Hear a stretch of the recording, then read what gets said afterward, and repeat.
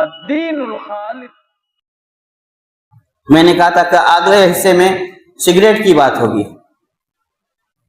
Cigarette محققین علماء موجودہ دور سے لے کر اسلاف تک سب یہ کہتے ہیں کہ حرام ہے، اور حرام اس لیے ہے کہ یہ صحت کے لیے نقصان دہ ہے اور یہ نشہ آور ہے. اب بہت سے لوگوں کے کان کھڑے ہوں گے کہ سگریٹ پینے سے تو کوئی نشہ نہیں آتا. سگریٹ پینے سے نشہ آتا ہے یا نہیں، اس کا بھی معیار وہی ہے کہ اس کا سیمپل ٹیسٹ ہو، یعنی کچھ لوگوں کو جو بالکل سادہ ہوں، کسی طرح کا کوئی نشہ نہ لیتے ہوں، صحت مند ہوں، کسی طرح کی دوائیں نہ لیتے ہوں، ان پر اس کا ٹیسٹ کیا جائے، اور اگر ان پر اس کا برا اثر پڑتا ہے تو پھر یہ صحت کے لیے مضر ہے، اور اس کے صحت کے لیے مضر ہونے کے لیے اس کا ڈبہ ہی کافی ہے، جس پر باقاعدہ جلی حرفوں میں لکھا ہوتا ہے cigarette smoking is injurious to health.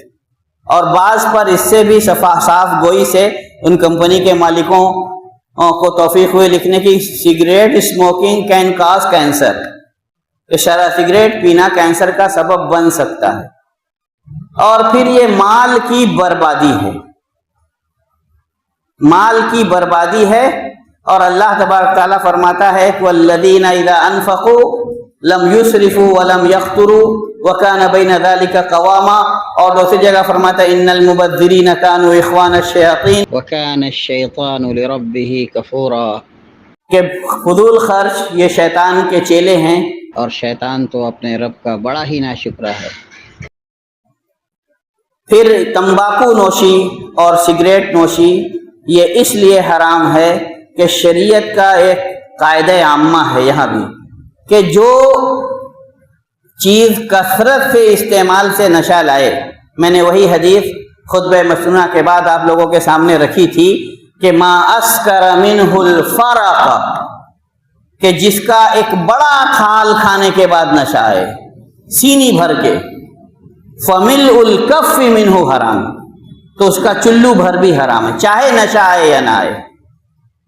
اب یہ تمباکو جو ہے اگر کسی کو 250 گرام 300 گرام ایسے ہی چبا کے کھلا دو تبھی پتہ چل جائے کہ اس کا کیا حال ہوتا ہے. تو جو لوگ کہتے ہیں حرام نہیں ہے ان کا بھی نظریہ شاید اس کے بارے میں بدل جائے. پھر یہ مال کی بربادی ہے، صحت کی بربادی ہے. سگریٹ پینے کے نتیجے میں امریکن ریسرچ سینٹر کے مطابق لنگ کینسر کے 9-10 میں سے 1 کیس سگریٹ نوشی کا سبب ہوتا ہے. اور اس کے بعد باقی اسباب بھی گنائے، جیسے کوئلے کی کانوں میں کام کرنے والے، یا کسی دھوئیں والی بھٹی کے پاس کام کرنے والے، فضائی آلودگی جہاں پولیوشن بہت زیادہ ہو.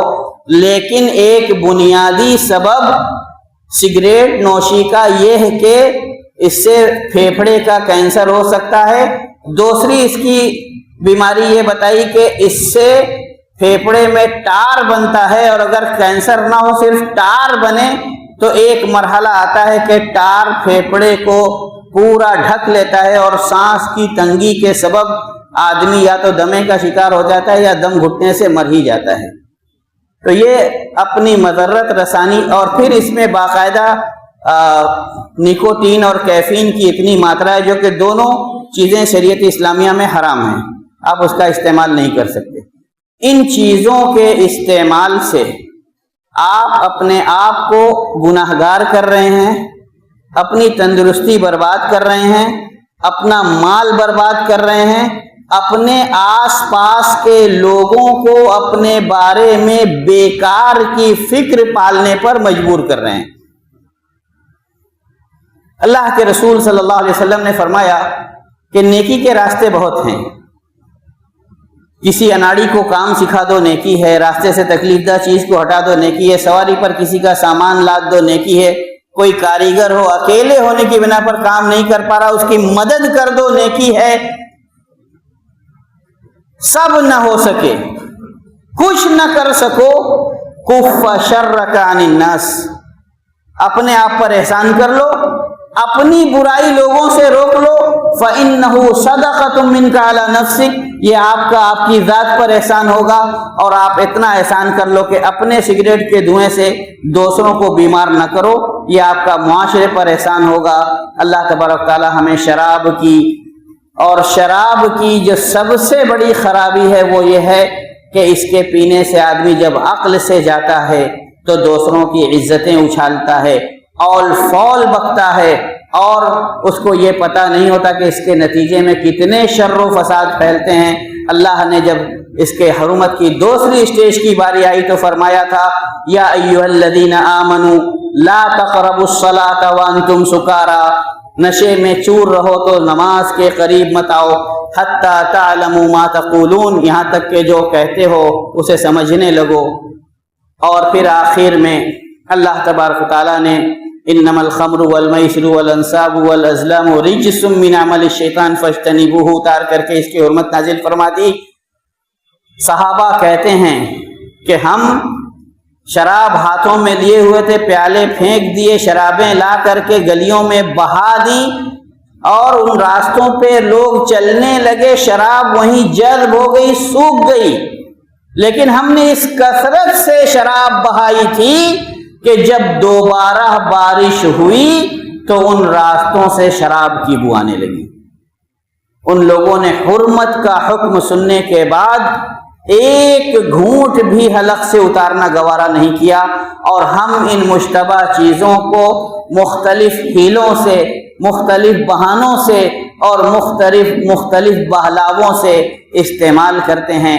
ہمیں اپنی جرأت پر غور کرنے کی ضرورت ہے، اللہ کی گرفت سے ڈرنے کی ضرورت ہے، کیونکہ جب برائی معاشرے میں عام ہو جاتی ہے تو صرف برے لوگ اس کا عذاب سے دوچار نہیں ہوتے، بلکہ عام معاشرہ عذاب سے دوچار ہوتا ہے۔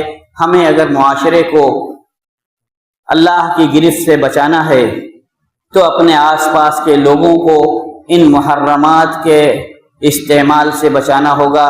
اللہ تبارک تعالی ہمیں حلال اور طیب چیزوں کو کھانے کی توفیق عطا فرمائے، اور حرام اور خبیث چیزوں کے استعمال سے بچنے کی توفیق عطا فرمائے۔ جب تک اس جہان فانی میں زندہ رکھے، ایمان اور اسلام پر زندہ رکھے، اور ہمارا خاتمہ بھی ایمان اور اسلام پر ہو۔